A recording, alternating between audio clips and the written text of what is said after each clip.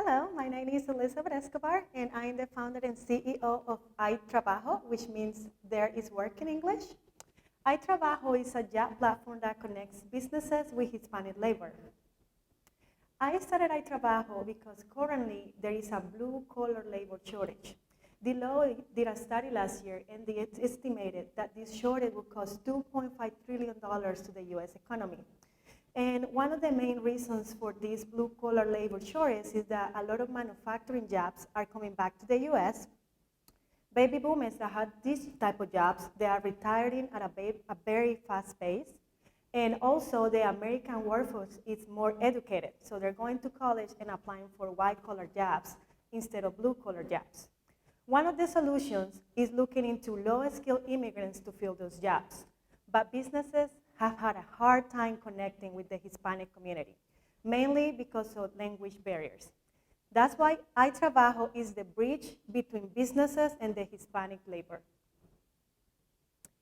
I conducted several interviews with Hispanic business owners, American business owners, and also HR personnel at large companies. What I learned is across the board, all of them expressed difficulties finding enough workers, blue-collar workers, and all of them were trying to reach Hispanics, but they didn't know how to do it.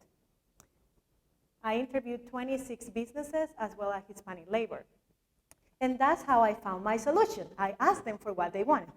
And what they said they wanted was first find an easy way to connect with Hispanic labor. So I created iTrabajo, which is a platform in English and Spanish.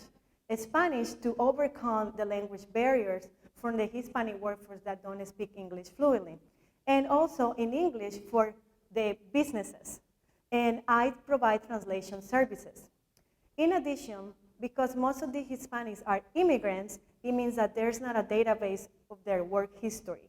That's why iTrabajo collects their work history, reviews, and is creating a database of the Hispanic workforce. In addition, there was another problem, and it's that some of the current solutions out there didn't screen employers. So a lot of Hispanic find jobs and then they don't get paid. That's why iTrabajo is screening both employers and applicants. And lastly, when I look into the type of blue-collar workforce, I learned that there are two main types. One is permanent jobs, such as a hospital looking to hire a housekeeper. And also there are a lot of jobs on demand. Somebody has a house project and they want to hire a carpenter, electrician just for a few days.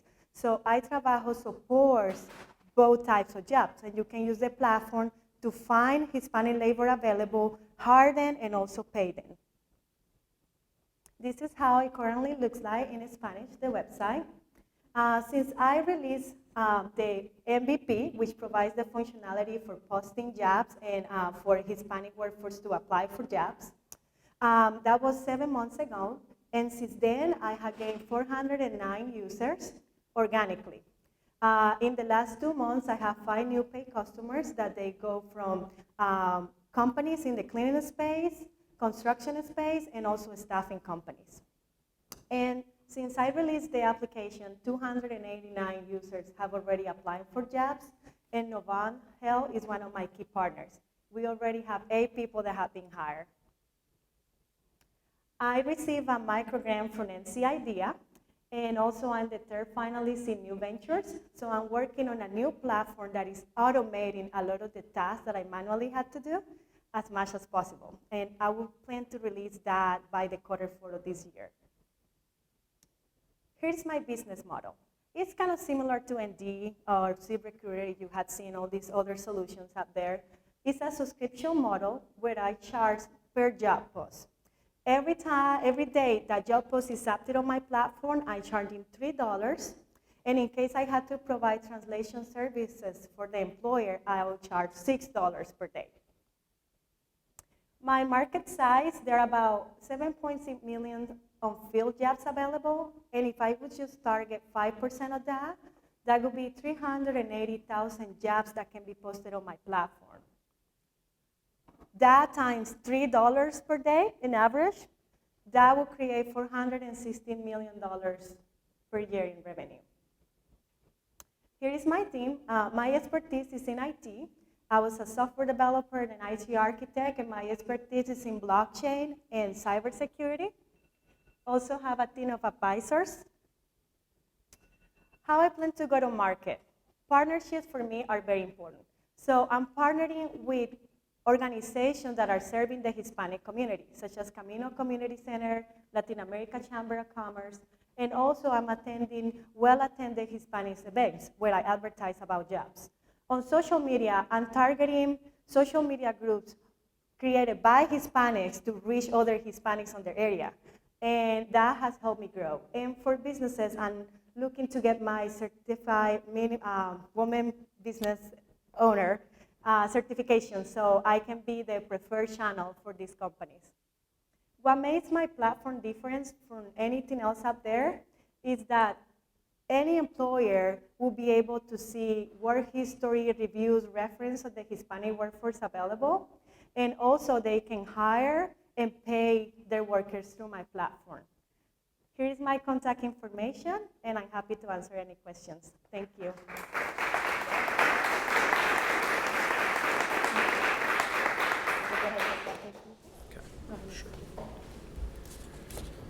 So I'd seen your pitch before, and afterwards I have a friend who runs a manufacturing business who's building another facility here in Charlotte, and he said this is exactly his problem. And then yesterday, I was on the phone with one of our Everblue customers, and he said his biggest problem, he can't grow because he can't find workers.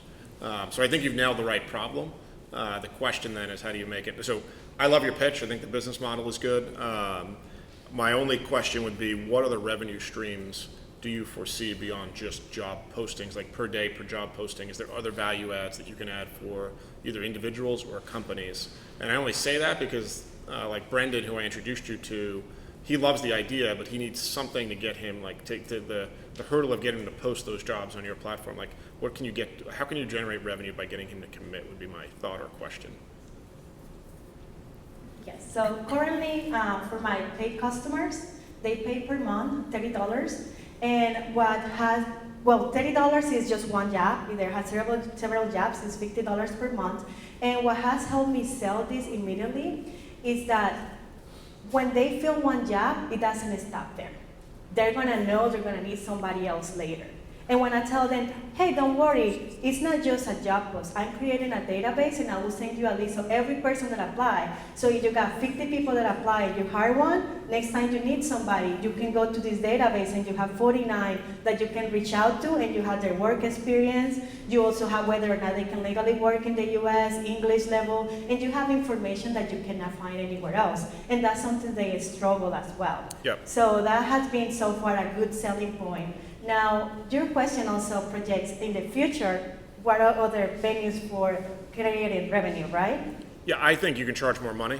And Okay. I think more money will get higher engagement from the employers. Like $30 a day to Novant, that's nothing. I mean, that's like $30 a month. I mean, that's nothing. That's not even, that's lunch for 2 employees and like that. So my bottom line is I think you can charge more money. And then secondly, on your growth from December to now, I think you should frame that as a growth rate or kind of like, look, I've grown 33% if you did 100 over 400 in the last 2 months. Like frame that as a growth rate rather than just a straight number to show kind of your trajectory.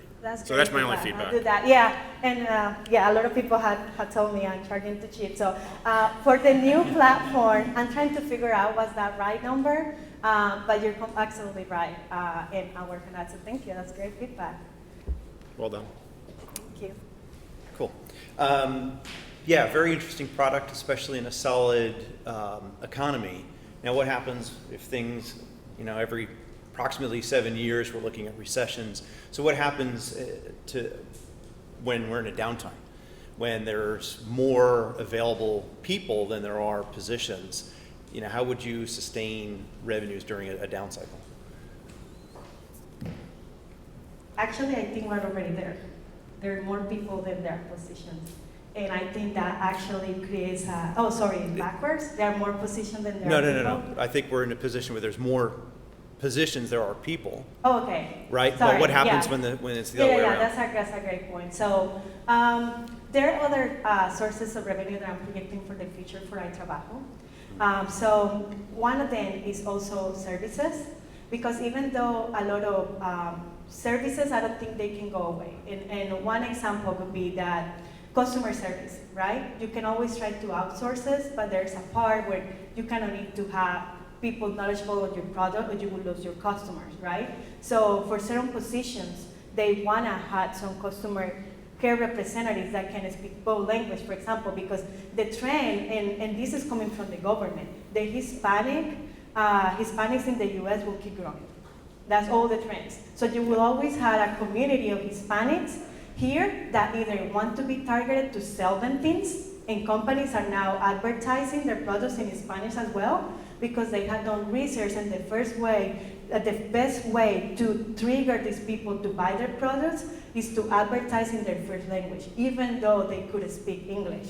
So that's another stream of revenue I can see. I can tell these companies, hey, you want to reach all the Hispanic people in your area? Use Trabajo, and I can advertise your services to the Hispanic community. So I think that's another stream of revenue I can look into if we reach a point where there are more positions than people, and I think that will keep my business going until that switches back, right? Right.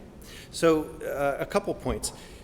The revenue model, again, I was kind of going back through and describing the 5 key points that I'm looking for, or that I think are important to address. The one I'm kind of confused on is the revenue model. You're charging the employers, Yes. not the potential employees, is that right? Yes. Okay, so you'll want to make sure that it's not very clear reading that. It says unscreened applicants, so it's hard to tell, are you charging the applicants or the employers? So I think that that's something you want to kind of drill in on.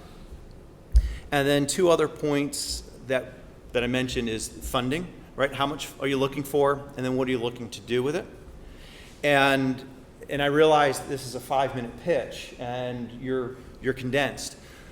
So one thing that I think is really important for you especially, and there might be others as well, is that you want to be thinking about your pitches in different increments. There might be that 30 seconds that you have in an elevator, you've got 2 sentences and you got to nail it, right? If you've got 5 minutes, you still have to hit these same 5 points, you got to nail it. You may have 30 minutes and you've got to hit it then. So in terms of some of the content, where you save some of the time is maybe not describe so much of the background. I think everyone understands that there's a high demand for employees of all levels. So you don't need to get into too much depth about that. The other thing is you talked about awards. That might be something for a 30-minute pitch, but not necessarily for a 5-minute pitch. So I'd be careful about what you're putting in there. Some other things to think about. Again, you're in an audience of mixed talents, right? So technology as an example, is this available on iOS, Android as an app, or is it only website? That is something that you want to at least briefly hit upon. I think that's an important element.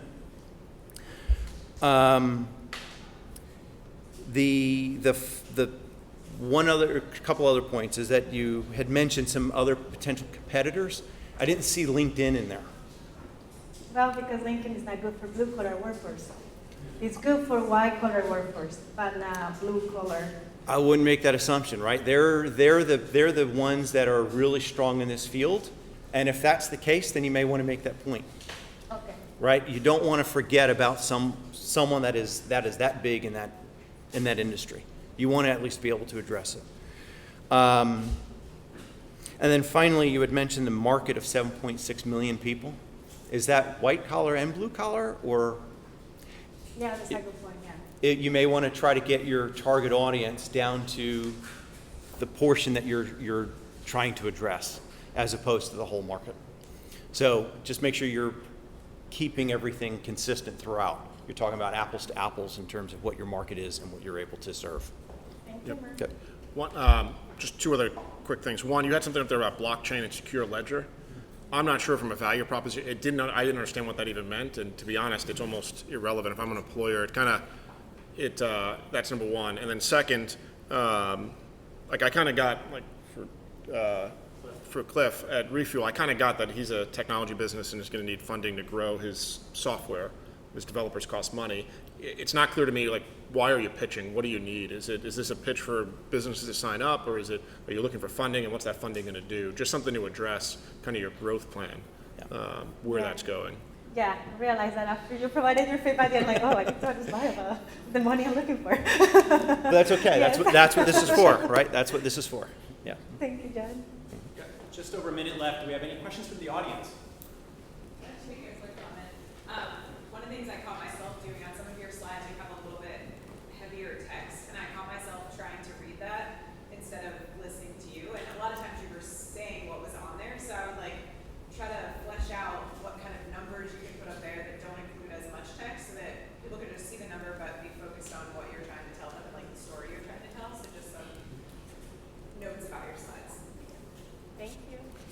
And you might want to add some more pictures, like just to reinforce that this is, blue collar. Maybe it's somebody standing behind a machine or somebody cleaning a hotel room, like whatever the job is, just to reinforce that.